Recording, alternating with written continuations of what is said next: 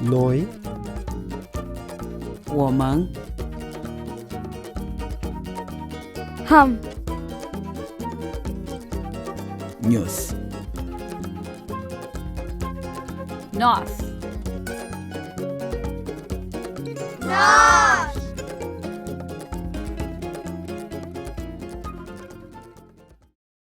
Olá, sejam bem-vindos ao programa Nós. Hoje vamos falar de saúde e imigração. Muitos são os médicos estrangeiros a trabalhar em Portugal. Como são reconhecidos e como se adaptam ao nosso país é o que vamos ficar a saber ao longo desta emissão. Em estúdio vamos ter os médicos do mundo, cujo trabalho assenta no direito fundamental de todos os seres humanos terem acesso a cuidados de saúde, independentemente da sua nacionalidade, religião ou ideologia. Junte-se a nós, sem preconceitos. Acolher e integrar mais e melhor é a nossa prioridade e isto aplica-se a todos os estrangeiros que chegam a Portugal. Por isso, Luísa Val, diretora do programa Gulbenkian de Desenvolvimento Humano, vai explicar o que tem acontecido nos últimos tempos no setor médico. O Programa de Apoio à Profissionalização de Médicos Imigrantes teve início em 2002 e foi aberto a todas as nacionalidades. No entanto, as candidaturas que tiveram maior predominância foram as do leste europeu.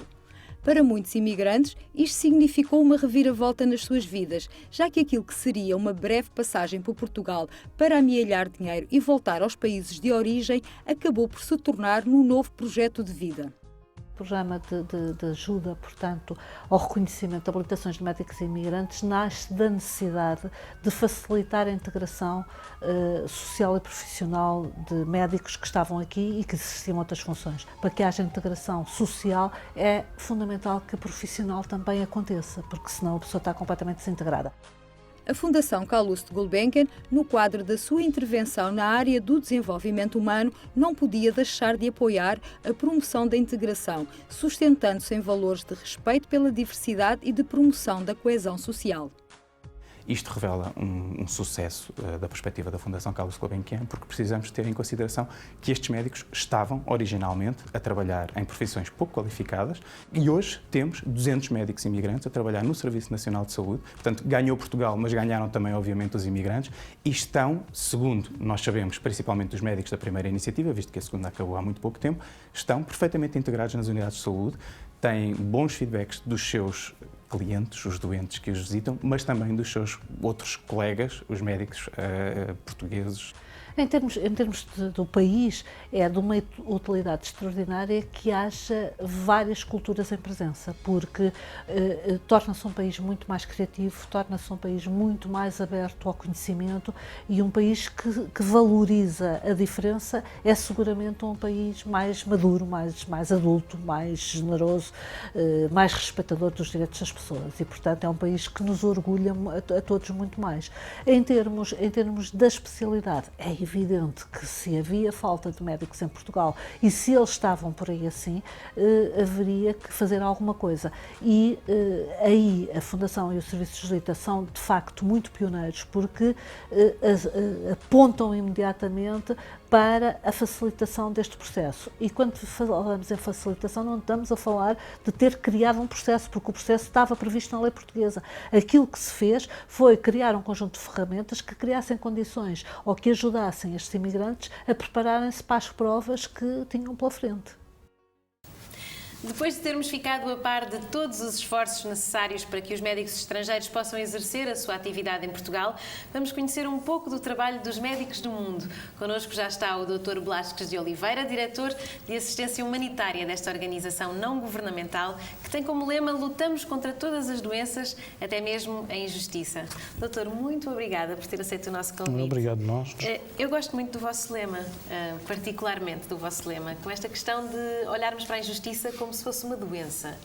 Se é uma doença, como é que vamos curar? Não tenho a certeza se tem muita cura, mas a abordagem enquadra-se um bocado naquilo que são o conceito das determinantes de saúde. Sim. E o que nós procuramos também intervir, para além dos aspectos em que se perde a saúde, é ajudar a promovê-la e ajudar a evitar que haja condições que permitam a perca dessa saúde. Sim. Aqui incluímos, tanto quanto possível, por exemplo, situações de solidão, situações de não acesso a cuidados, situações de tratamento indevido, tudo aquilo que, no fundo, acaba por ferir um bocado os direitos fundamentais em termos de direitos humanos. Sim. Acha que o preconceito pode matar? Eu não sei se mata diretamente, mas que destrói as pessoas, destrói e ao limite poderá matar. Sim. Desde 1999 que os Médicos do Mundo de Portugal estão a trabalhar cá, não é? Que existe Médicos do Mundo de Portugal. Qual é a missão? Como é que se trabalha no terreno? O que é que se faz? Os Médicos do Mundo de Portugal, nós pertencemos a uma rede, somos um dos 12 países dessa rede. Médicos do Mundo de Portugal começou em 99, como disse, e diremos que nos últimos 5, 6 anos teve um desenvolvimento bastante grande e com particular atenção ao desenvolvimento de projetos a nível nacional. Sim. E a nível internacional. A nível nacional, algumas das áreas que nos preocupam e onde temos intervido com continuidade são as áreas que tocam as franjas mais desprotegidas da sociedade. Sim. Acredito que a comunidade imigrante se enquadre numa dessas Exatamente, franjas. são os imigrantes e nestes particularmente os imigrantes sem papéis, os imigrantes ditos não legalizados. Sim. E depois temos um outro grupo com quem trabalhamos, que são as pessoas de terceira idade, que são pessoas com, em particular, vulnerabilidade em Portugal. Sim. E há uma necessidade comum dessas várias franjas que falou? A necessidade comum, eu diria, era ter alguém que lhes dê atenção, que lhes possa abrir a porta para soluções dos problemas que têm, muitas vezes que os ouça, Sim. que possa falar com eles numa linguagem e que os aproxime do serviço. Porque às vezes os serviços estão lá. A lei portuguesa, em termos da assistência à imigração, em termos médicos e de saúde em geral, não é muito má, mas a prática já não é tão perfeita como seria desejável. Um trabalho que nós fazemos é aproximar as pessoas dessas soluções. Há características diferentes em cada um dos grupos, mas, como eu disse há bocado, há pessoas que são imigrantes, mesmo sem papéis ou com papéis, e que podem estar em qualquer das áreas onde interviemos. Sim, já vamos falar mais sobre isso, vamos continuar a conversar com o doutor, mas para já é tempo de conhecermos um caso de sucesso quando falamos em saúde e imigração. Foi através do Programa de Reconhecimento e Habilitações da Fundação Gulbenkian, em parceria com o Serviço Jesuíta aos Refugiados, que alguns imigrantes deixaram as obras e as limpezas e começaram a trabalhar na profissão que exerciam nos seus países. Rior e Nélia Afanas são um casal de médicos e um bom exemplo disso. Cheguei a Portugal há 10 anos atrás, já era médico lá, na Ucrânia, mas não podia trabalhar logo aqui como médico por várias razões. Tinha que aprender a língua, tinha que fazer equivalência de licenciatura e, entretanto, arranjei um emprego na construção civil, aqui no Porto, no Estádio do Dragão. Eu sou natural da Moldávia, tirei o curso de Medicina na capital da Moldávia, Chisinau. Cheguei em Portugal há 10 anos. Cá trabalhei inicialmente na restauração, porque as minhas competências não eram reconhecidas sem um exame de equiparação. O projeto de reconhecimento de habilitações de médicos imigrantes foi uma oportunidade única de verem as suas competências reconhecidas e uma forma de conseguirem alcançar alguns dos objetivos pelos quais imigraram. Entramos em contacto com a Fundação Gulbenkian e começámos a preparar as coisas para fazer a equivalência de licenciatura. Inscrevemos-nos e deu-nos ajuda em todos os aspectos, claro, parte monetária, né? E parte psicológica também ajudou-nos muito, né? E isto foi ótimo porque ficamos com amigos para sempre com eles, né? Até hoje, e também a parte monetária também nos ajudou a deixar o trabalho, no meu caso na restauração, meu marido na construção civil, e assim tivemos a oportunidade de fazer um estágio voluntário e depois fazer o exame de equiparação. Após o reconhecimento na Ordem dos Médicos, o casal consegue finalmente ver o sonho realizado e começam a exercer medicina. Fiz o exame de entrada na especialidade. Vamos entrar na especialidade, criei anestesia, consegui tirar a anestesia e pronto, hoje estou a trabalhar naquilo que gosto no meio que eu gosto e estou satisfeito. Em relação à pediatria, é uma área que eu gostei durante o internato geral e depois que concorri ao exame do internato complementar e consegui entrar para a pediatria e gosto muito. Estes profissionais estão hoje a trabalhar no Sistema Nacional de Saúde e, graças a esta oportunidade, puderam reiniciar as suas carreiras, interrompidas quando decidiram emigrar à procura de melhores condições de vida para si e para as suas famílias. Também nós, portugueses, beneficiamos porque passamos a poder contar com o seu contributo e dedicação numa área onde havia carência. Este programa da Fundação Carlos Gulbenkian achei muito importante em relação à abertura de Portugal em receber médicos estrangeiros e depois, como há falta dos médicos cá, também foi muito bom para o país porque assim acho que ajuda também a população a ter mais acesso a cuidados de saúde. Isto só traz vantagens para o Sistema Nacional de Saúde cá em Portugal, porque nós viemos lá de fora com várias escolas de medicina e integrando-nos aqui, aprendemos nós umas coisas e também é bom cá para os imigrantes, tendo alguém que fala a língua deles, vem cá no hospital, todos assustados, vai ser operado e aparece eu lá a falar em língua materna. Isto é muito bom para os doentes, para os utentes imigrantes também. Quando voltei a vestir a bata e voltei a ser médica, passando estes 2 anos, desde a entrega dos documentos até obter a equiparação, claro que senti-me muito contente, cheio de emoções. Apesar de eu saber que quando chegar cá que não podia exercer a minha função como médico, por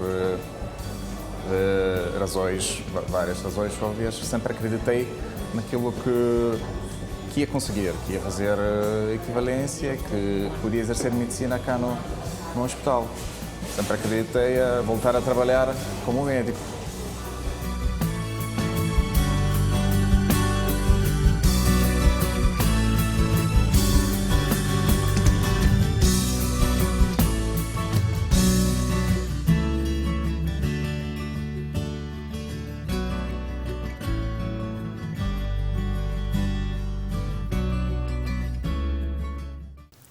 Continuamos a conversa com o Dr. Velasquez de Oliveira. Doutor, há pouco falávamos das franjas da sociedade e como a comunidade imigrante estava incluída nessas franjas. Como é que a Médicos do Mundo Portugal tem ajudado na integração e no acesso dessa comunidade aos serviços de saúde? Nós temos trabalhado nos vários projetos que temos, quer permitindo que as pessoas tenham acesso a uma equipa móvel, quer em muitos casos, como num dos bairros onde trabalhamos, as pessoas podiam aceder às consultas que nós fornecíamos nesses locais. Mas o trabalho principal, e só para dizer que nos últimos 2 anos teremos feito cerca de mais de 8 mil consultas, das quais perto de 3 mil com fornecimento de medicamentos. E, simultaneamente, nós fazemos aproximar estas pessoas dos serviços de saúde, seja por acordos e por trabalho contínuo que temos com os centros de saúde das zonas onde trabalhamos, seja pela referência direta dos casos mais graves para os hospitais. São casos que estão sempre associados a questões financeiras e situações financeiras muito frágeis. Muitas vezes estão associados a questões financeiras, mas 90% das vezes estão associados ao desconhecimento do que a lei diz. Sim.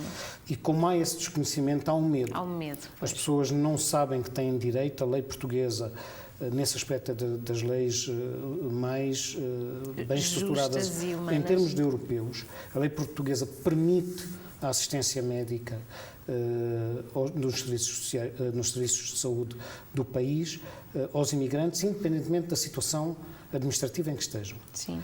Mas muitas vezes as pessoas não têm medo, por um lado. Por outro lado, às vezes nos próprios serviços há pessoas que não conhecem, administrativos que não conhecem e que põem impedimentos. Sim. E é um bocadinho nesta linha que Médicos do Mundo também trabalha, procurando esclarecer, procurando fazer a informação, e é um trabalho que tem que ser contínuo. Nós penso que durante os últimos 1 ano e meio, 2 anos, enviámos para as estruturas de saúde seguramente mais de 1.300 pessoas com esta referência. É uma comunidade para a qual se veicula muita informação sobre o vírus HIV-Sida e sobre as doenças sexualmente transmissíveis. Porquê? É o cantinho mais frágil? Digamos, eu primeiro corrigi, não é uma comunidade, são várias comunidades. Sim. E como tal temos que ter em consideração as especificidades dessas comunidades.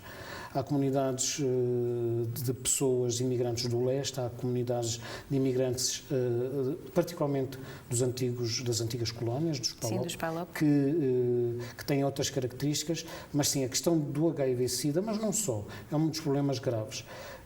Esse é talvez o mais evidente, o mais sonoro, mas temos gente que tem hipertensão, tem gente que tem diabetes, tem pessoas que vieram evacuadas através dos acordos bilaterais, mas que depois, de repente, não deixaram de ter apoio das suas embaixadas por uma razão ou outra. Algumas dessas embaixadas não acompanham suficientemente e ficaram simplesmente, como se costuma dizer, penduradas.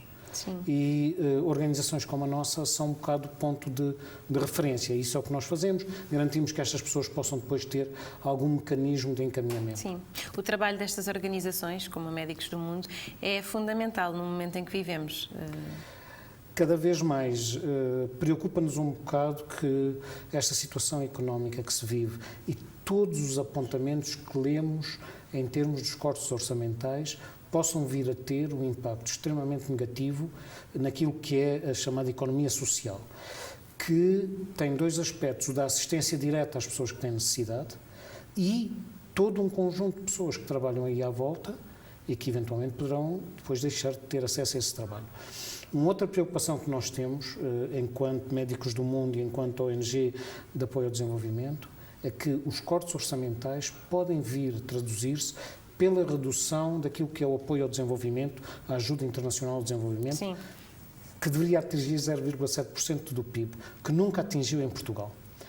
Isto pode significar que esse apoio ao desenvolvimento nos países receptores reduza a possibilidade da melhoria da qualidade de vida e se transforma em mais imigração.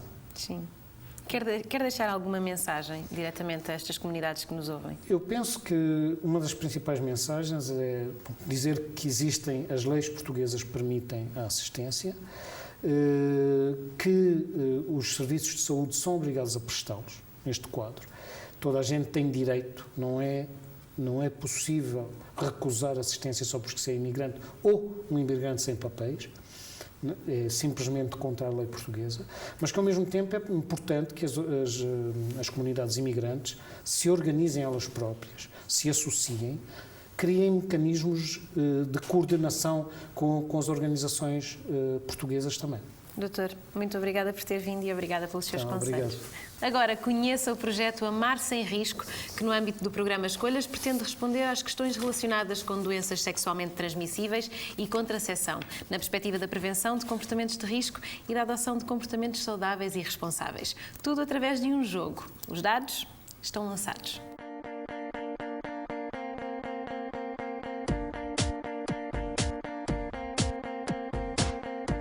A Associação ASPAS, a Associação de Intervenção Comunitária, Desenvolvimento Social e de Saúde, é a nossa entidade, é a entidade promotora do projeto Tá-se Bem na Boba, que é uma entidade que intervém muito nas questões da prevenção e promoção da saúde, nomeadamente no VIH-Sida e outras ISTs. O Amar Sem Risco foi baseado no jogo do Monopólio. Apresenta-se numa forma de kit pedagógico em formato de jogo de tabuleiro. Aborda as várias temáticas da sexualidade, infecções sexualmente transmissíveis e contracepção. Começas tu, Jéssica. Sim. Compras preservativo, jogas outra vez. Relações desprotegidas. Perdes um ponto de saúde.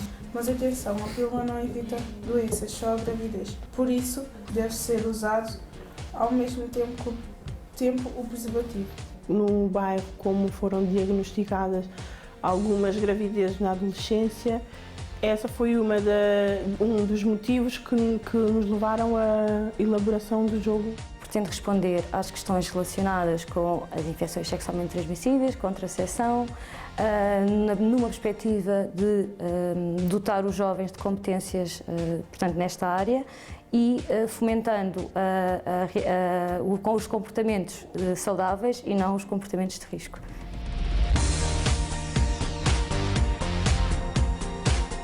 A início sentiam vergonha por ser destinado à sexualidade.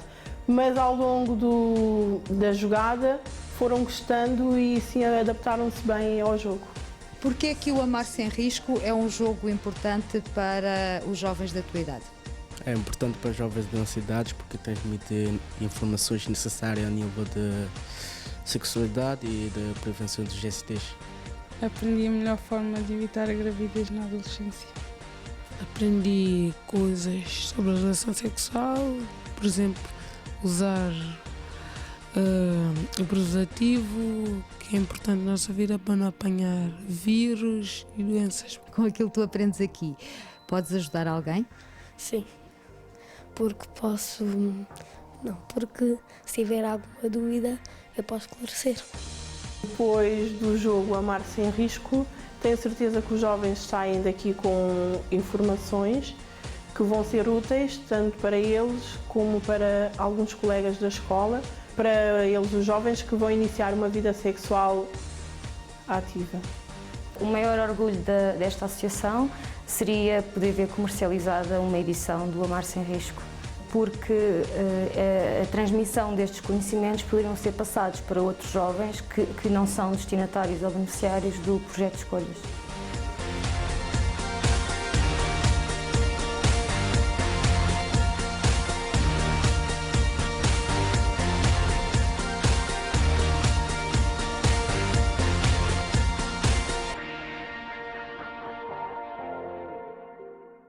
Hoje o Nós Por Aí vai partilhar uma história muito curiosa.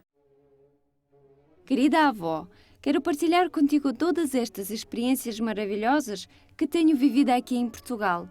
Hoje quero mostrar-te o primeiro palácio que visitei assim que cá cheguei. Chama-se Palácio da Pena e fica em Sintra. Espero que gostes. Victória.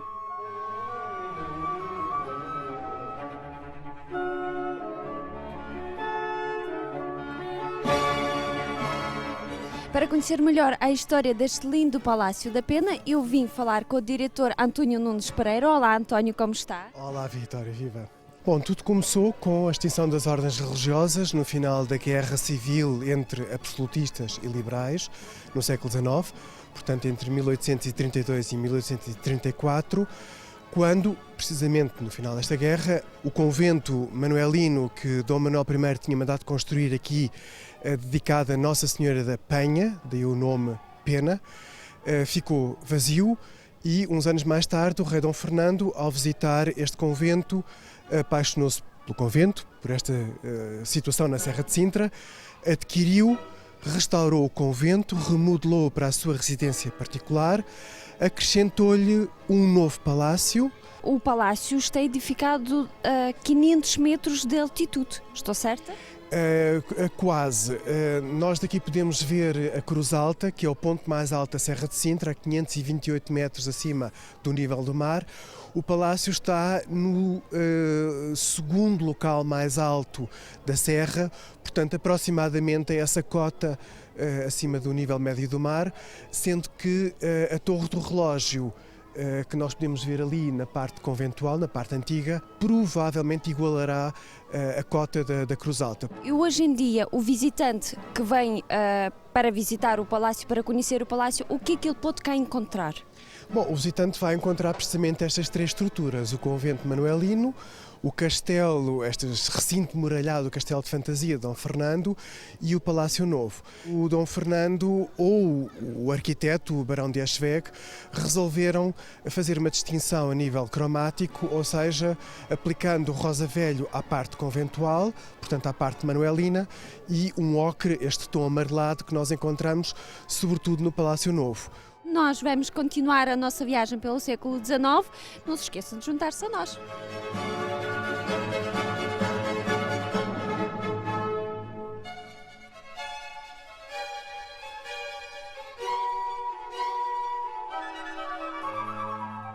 uma das curiosidades do Palácio da Pena, ou pelo menos aquilo que me também chamou a atenção, e se calhar de muitos visitantes que aqui vêm, é o Tritão. O Tritão é um personagem que se baseia numa lenda de um ser marítimo que terá vivido algures aqui numa das praias perto do Palácio e que o Dom Fernando incorporou no programa escultórico do Palácio, representando precisamente 2 dos 4 elementos, a terra e o mar, em que o Tritão, sendo meio homem, meio peixe, tem logo esta ligação à parte aquática, digamos, e que depois no topo da sua cabeça cresce um ramo de árvore que é um símbolo da terra. Portanto, temos aqui 2 dos 4 símbolos tradicionais do mundo.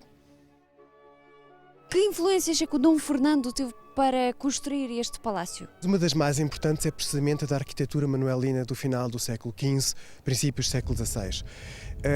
O Dom Fernando percebeu ser esta uma época extremamente importante na história portuguesa. Esta importância que ele reconhece leva-o inclusivamente a apoiar o restauro do convento de Cristo em Tomar, e ele como que incorpora uma memória desse mesmo convento aqui no Palácio, que é a célebre janela neo-manuelina, aqui na parte de poente. Estamos na parte de cima, que era a Galeria Nobre. A Galeria Nobre do Claustro estava fechada. O Dom Fernando tinha aqui uma série de mobiliário com porcelana exposta e a partir daqui entrávamos, portanto, nas dependências à nossa volta, que eram os aposentos particulares do rei Dom Fernando e mais tarde também da segunda mulher da Condessa Délia. Nós estamos aqui na capela, mais concretamente no altar-mor, com as abóbadas em nervuras tipicamente do manuelino, e depois com uma peça de altar-mor, que é uma das peças mais interessantes do Palácio, uma peça absolutamente extraordinária do Nicolau de Chantarenne, que julgamos ser de 1528 a 1532. Nós estamos aqui no Salão Nobre, na grande sala do Palácio da Pena, a razão pela qual o Dom Fernando resolveu acrescentar uma parte nova à parte velha do convento, precisamente para poder ter espaços de grande dimensão. A nossa visita guiada chegou até ao fim.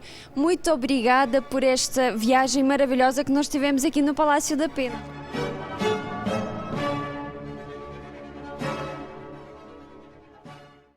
Esclarecer todas as dúvidas dos que tiveram a coragem de se mudar para outro país é um dos objetivos do programa Nós. A dúvida de hoje chegou através do Facebook. Ouvi falar de cursos de português técnico. O que é isso?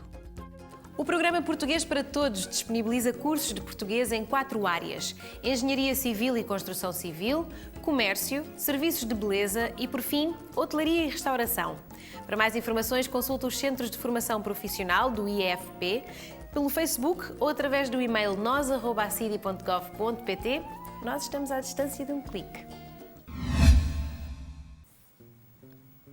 Semana a semana continuamos a explicar as novas regras do Acordo Ortográfico, numa parceria entre o Ministério da Educação e Ciência e a RTP. Tome nota de mais algumas alterações na grafia do português atual.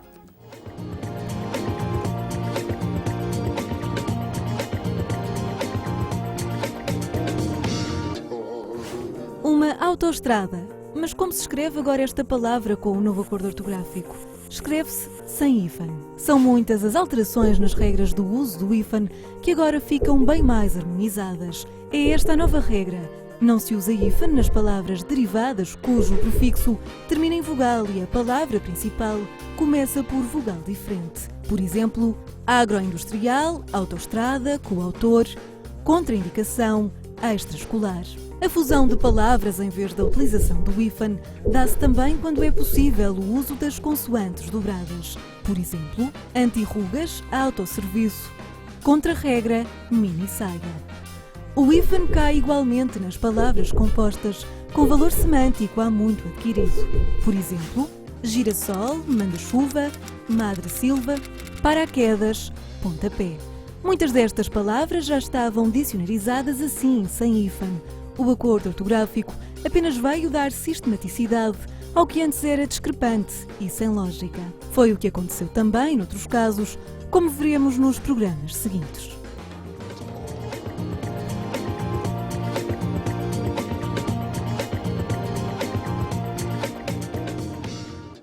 A nossa agenda cultural vai dar-lhe algumas sugestões de eventos que não vai querer perder. E logo a seguir, as notícias que marcaram a nossa semana.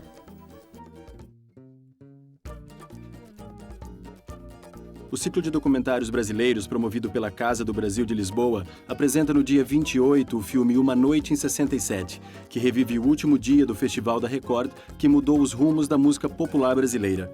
Chico Buarque, Caetano Veloso, Gilberto Gil, Roberto Carlos e Edu Lobo estão presentes neste documentário que pode ser visto no Teatro do Bairro, em Lisboa, às 21h30. Uma das mais emblemáticas cantoras cabo-verdianas, Titina vai comemorar 50 anos de carreira num concerto que conta com a participação especial de artistas de diversas ilhas de Cabo Verde. O encontro decorre no dia 29 de novembro, no Teatro Tivoli, em Lisboa. A Associação Cultural e Juvenil Batoto-Ieto, Portugal, está a organizar o encontro Imigração em Tempo de Crise, que impactos nos processos de integração, que terá lugar no próximo dia 29 de novembro, às 14h15, no Centro Cultural da Pedreira Italiana, em Caxias. Uma das primeiras superfícies comerciais da cidade do Porto, o Shopping Brasília comemora 35 anos numa semana cultural que conta com a apresentação de literatura de cordel, concertos de mornas e forró, danças indianas, entre outras atividades multiculturais. Conheça toda a programação em shoppingbrasilia.com.pt. O Teatro do Bairro, em Lisboa, associa-se ao itinerante Beleza e traz ao palco o cantor cabo-verdiano John Luz. É um concerto dançante ao som de cavaquinho, onde o músico apresenta novas canções e grandes êxitos com a promessa de curar a saudade, no dia 2 de dezembro. A Associação de Estudantes Africanos em Bragança promove o 16º Encontro Nacional de Estudantes Cabo-Verdianos entre os dias 2 e 4 de dezembro. Desporto e atividades culturais preenchem a programação, que pode ser consultada no site da associação. O Alto Comissariado para a Imigração e Diálogo Intercultural venceu em Maastricht o Prémio Melhores Práticas na Administração Pública 2011, EPSA 2011, organizado pelo Instituto Europeu da Administração Pública. O prémio foi atribuído pelo seu projeto de envolvimento da sociedade civil no acolhimento e integração dos imigrantes. O ACIDI recebeu este prémio, dado o trabalho que tem feito ao longo destes anos, desta década praticamente, em prol da integração dos imigrantes, sempre numa perspectiva de que os imigrantes fazem parte da solução.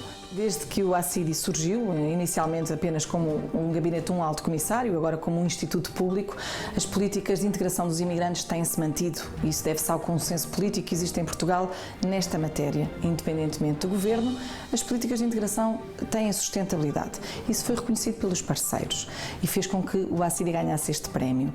Do ponto de vista pessoal, devo dizer que foi uma enorme emoção, porque a cerimónia toda em si é uma cerimónia de grande suspense, mas é uma enorme responsabilidade. Ao mesmo tempo que é uma alegria grande, é uma grande responsabilidade, porque isso faz com que tenhamos que honrar ainda mais o prémio e que tenhamos que continuar a investir nas parcerias que só podem sobreviver com muito empenho, com muita energia, com muita criatividade.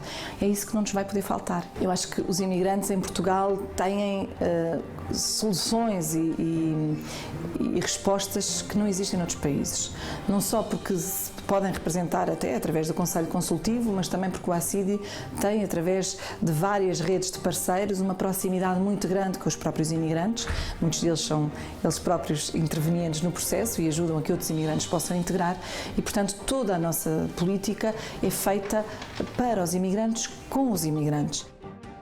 No âmbito do Dia Internacional da Tolerância e reafirmando a fé nos direitos humanos fundamentais, o ACIDI, através da Comissão pela Igualdade e contra a Discriminação Racial, vai organizar um concurso de fotografia. O tema é Portugal, múltiplas vivências de fé e a sua finalidade é eleger fotografias que ilustrem como os portugueses ou estrangeiros residentes em território nacional expressam as suas crenças religiosas. Os prémios serão atribuídos no dia 23 de janeiro de 2012. No âmbito do Ano Internacional de Afrodescendentes, decorreu o Festival Rotas e Rituais de 16 a 20 de novembro no Cinema São Jorge, em Lisboa. É a 4ª edição deste festival que convidou os participantes a descobrirem a cultura africana. Cinema e música marcaram a programação de Rotas e Rituais, onde os PALOP ocuparam o palco principal e testemunharam uma história em comum feita de encontros e desencontros. O tema deste ano foi A Minha Casa é Tua. No dia 18 de novembro decorreu a palestra Democracia e Cidadania, a experiência cabo-verdiana, organizada pela Associação Cabo-Verdiana de Setúbal. O evento decorreu na Biblioteca Municipal de Setúbal. E para terminar, decorreu na semana passada o lançamento do livro Papa Quilómetros, do chefe Lubomir Stanisic, empreendedor imigrante, defensor da gastronomia portuguesa e que já conquistou muitos corações através dos seus cozinhados. Mais uma história de um imigrante que escolheu Portugal para viver. A nossa rubrica gastronómica Samba na Cozinha encontrou uma multiplicidade de cores e sabores. Hoje o perfume que paira no ar conta histórias vindas do Oriente. O Renato acompanhou a confecção e as receitas já estão online na nossa página do Facebook. Olá, hoje no Samba na Cozinha vamos ficar a saber um pouco mais sobre a cultura e gastronomia da Índia. E quando se fala em comida indiana em Lisboa, pensamos logo em Sebastião Fernandes. Olá, Sebastião. Olá, Renata. Tudo bem? Tudo bem? Tudo bem. Tudo ótimo. Sebastião, e o que é que o senhor nos vai ensinar hoje? Hoje vou ensinar, se vocês vão gostar imenso, que é um dos melhores pratos que eu faço aqui. Sim, é o único, é de caril de gambas. Mas aquilo que eu faço é totalmente diferente. É um caril que antigamente, no tempo dos portugueses, comiam só os fidalgos portugueses. Maravilha, então se vamos aprender como é que se faz um caril de gambas que era comido pelos fidalgos, somos muito sortudos, não é? Vamos lá então? Sim, okay. O caril é a prova de que os indianos sabem aproveitar muito bem as riquezas de especiarias do país, o que faz da gastronomia da Índia uma das mais diversificadas do mundo. Eu vou preparar um caril para 10 pessoas. Aqui está o coco, é o coco ralado. Vou pôr 60 gramas de coentros, isto é o coentros em grão. Depois só 5 gramas de cominhos. Pimenta preta, também só 5 gramas. Alhos. Alhos com casca têm um sabor muito superior do que alhos descascados. Eu ponho também 25 gramas de alhos e ponho só 1 grama de malagueta, ou 2 gramas, pronto. O segredo está aqui. Neste pó de açafrão, apenas 15 gramas. Recapitulando, os ingredientes usados no caril são coco ralado, coentros em grãos, cominho, pimenta preta, alho, açafrão e malagueta. Acrescente água quente a essa mistura para que possa ser batida durante 2 minutos. A seguir, o caril deve ser espremido e coado, para então cozer durante meia hora no refogado de cebola. A mistura deve ser coada novamente, mas dessa vez já diretamente para uma frigideira. Acrescente as gambas, vinagre de vinho branco, sal e deixe cozer até que o caril torne-se espesso. A Índia é um país que é um país super grande que tem várias religiões diferentes. Exatamente. Budismo, os muçulmanos, os hindus. E essa diferença da religião transmite-se ou reflete-se também nos pratos, na cozinha? Sim, verdadeiramente.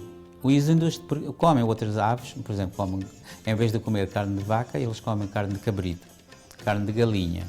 Mas eles bebem leite de vaca. Ok, não comem então a carne, mas comem os produtos do leite da vaca. Exatamente. Você vai num restaurante do paquistanês, tem lá carne de vaca. Mas se for num restaurante indiano dos hindus, não tem carne de vaca. Você na emenda consegue distinguir, olha, qual é a religião desta emenda, de hindu ou muçulmano. Sebastião, quanto à maneira de eu me portar à mesa na Índia e o que nós bebemos enquanto acompanhamento, fale-me um pouco sobre. Sim, exatamente. Em Goa, por exemplo, eu quando era miúdo, meus pais, o que é que eles faziam? Antes de ir para a mesa, eles bebiam um aperitivo alcoólico, um vinho de caju. E o que é que acompanhava a refeição com a mesa? É só com água. Como nós estamos agora. Exatamente, por isso é que eu servi água, para você apreciar o caril melhor. Conseguimos limpar o palato e não interferir no sabor do prato. Exatamente, aí é que está o segredo de acompanhar água com esta refeição.